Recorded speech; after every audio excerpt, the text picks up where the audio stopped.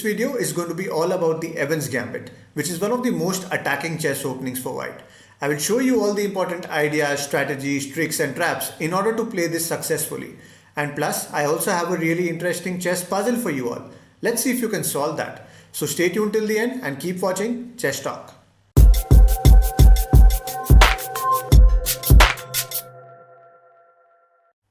We start with the Italian game, e4, e5, knight f3, knight c6, then we get the bishops out, turning it into the Giuco piano opening.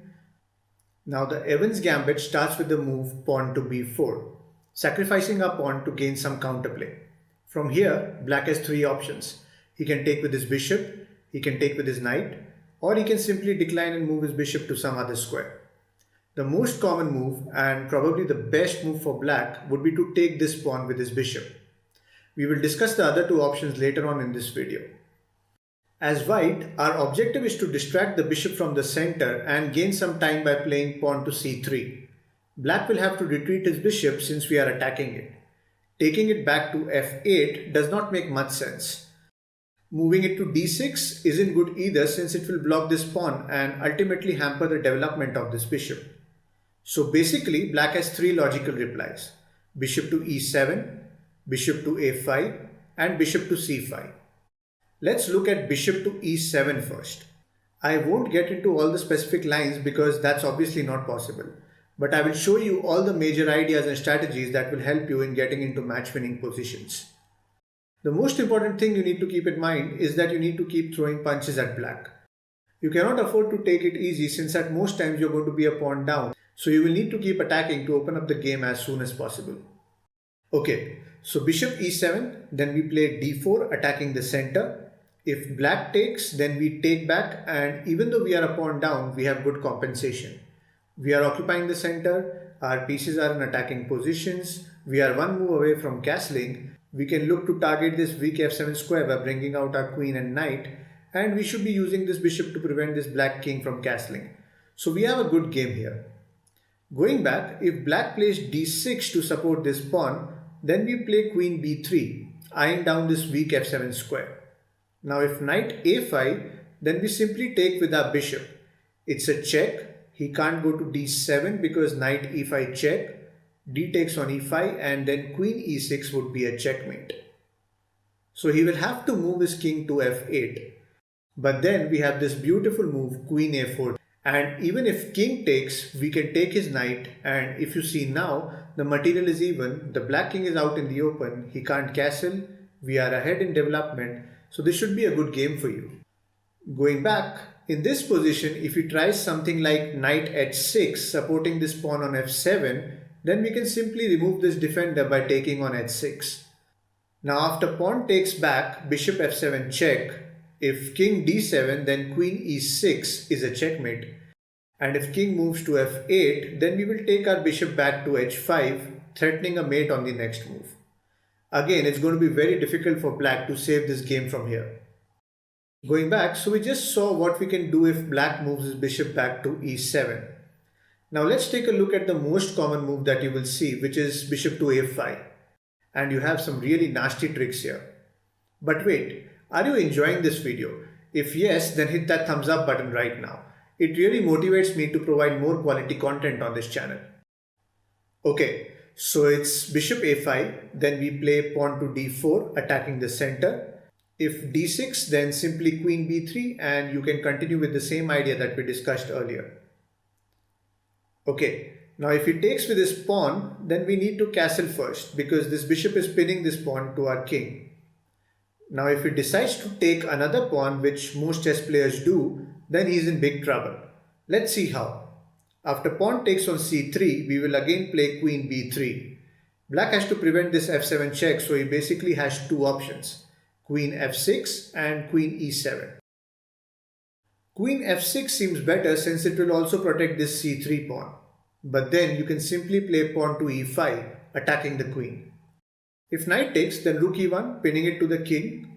If he tries to defend with d6, then queen a4, and this bishop is gone. Okay, let's go back and look at queen e7 in this position.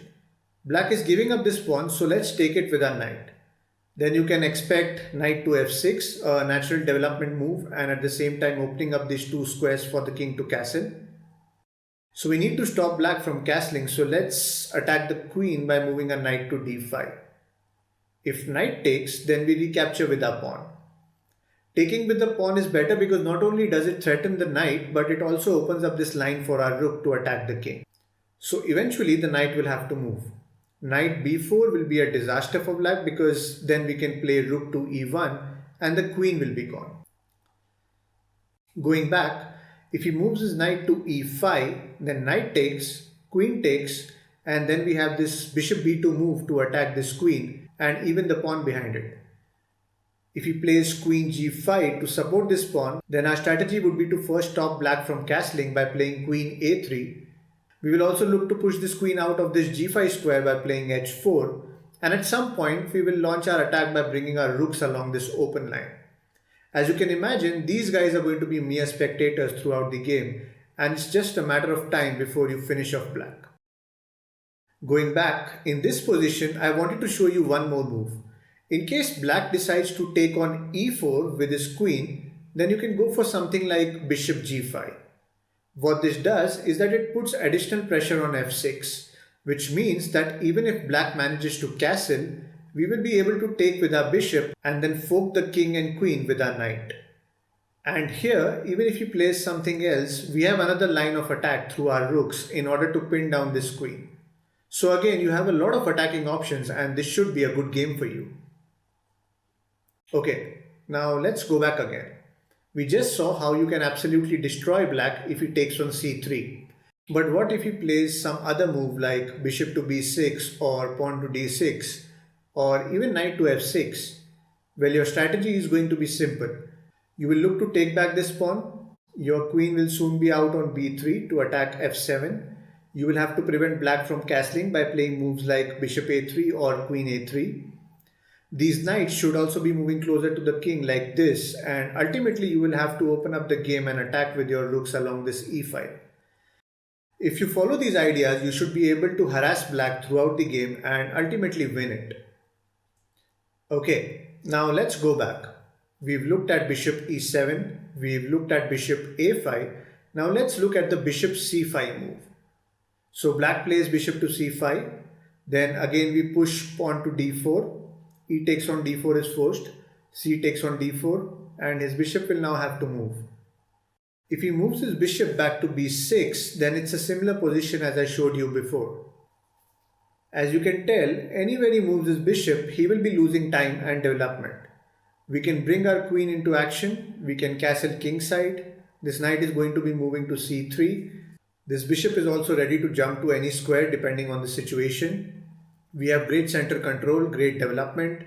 All in all, this is very good compensation for a pawn. Going back, if you're wondering what happens if black takes with his knight, then let me show it to you quickly. After knight takes on b4, we will play c3. Please do not take this pawn on e5 because queen f6 and queen g5 can lead to some really nasty threats and double attacks. So after pawn c3, the black knight will have to retreat back to c6. Then we can castle as usual and push this pawn on d4. Taking with the knight is generally not a good move because black simply loses a move which helps white in development. Okay, now one more situation could be where black simply declines to take your pawn and retreats his bishop back. Well, in that case, you do not lose a pawn, whereas your opponent loses a move, which means he falls behind in development. From here, you just need to follow some basic opening strategies and tactics which you can check out in this video by tapping on the I button showing up on your screen right now. Okay, so it's puzzle time, but before moving on to today's chess puzzle, I would like to remind that if you want to learn some cool chess tricks and become a better chess player, then you should subscribe to our channel right now. And don't forget to hit the bell to turn on all notifications. Okay, so here's the puzzle. In this position, it's your turn and you need to find the best move continuation for white. If you're able to find the solution to this puzzle, then share it in the comments below. I'm reading all your comments and will give them a heart if your explanation is correct. So don't forget to share your answers in the comments. All the best guys, let's see how many of you can solve this. Well, don't forget to like this video and if you haven't yet subscribed, then subscribe now. Thanks for watching.